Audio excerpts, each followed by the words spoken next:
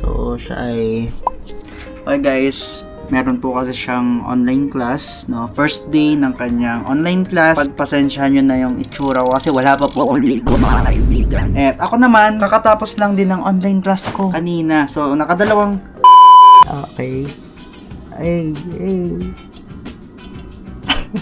Gamit ko itong camera ni Tito Jan, itong Action 5 Pro niya, ng DJI, no? So, nakadalawang subject ako na inattendan. Actually, 3 dapat yon, pero hindi lang naka-attend doon sa isang subject dahil, hindi ko alam na yung palang papasukan naming meeting, yung dating sinunnaling. Itatest ko lang itong camera ni Tito at gusto ko ring subukan i-edit ito. Okay, sa laptop ako mag-i-edit. Quick vlog lang to na mabilis lang talaga. Kasi guys, gusto kong masubukan na ma-edit dito sa laptop na to. Mabilis lang talaga to. Ngayon, maliligo muna ako. Samahan nyo ako. Let's go.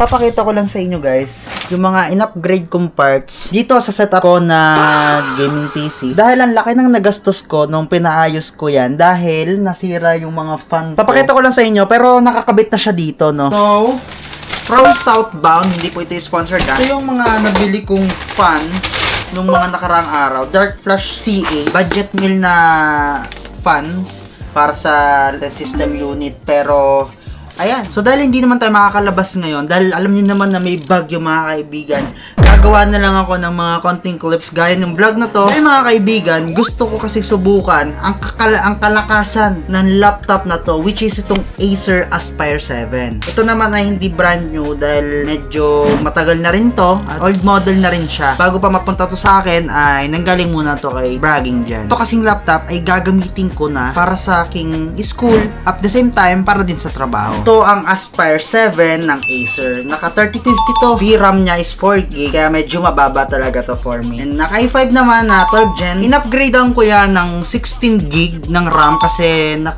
from 8GB nag-upgrade si Bragging Jan ng 12GB pero sobrang kulang. Nag-upgrade ako ng 16GB para kahit paano panimula. At the same time, ang mahalaga naman sa akin ay may magamit ako. Yung meron akong magamit. Kahit na hindi ko man siya mas ma-maximize ng pangmalakasan talaga, ang mahalaga ay may magagamit ako for school. And at the same time, kaya pa rin niyang gawin yung mga trabaho na kailangan ko, lalo na pag nasa labas. Yun talaga pinaka-importante sa akin. Susubukan ko ang laptop na to. Gagamitan natin siya ng After Effects. So, magmamontage lang tayo ng mga ilang items na meron ako dito sa table at kung anong meron ako dito. Yun lang yung gagawin ko ng montage. Then, lagyan ko lang siya ng mga 3D text para masubukan ko lang. Let's go!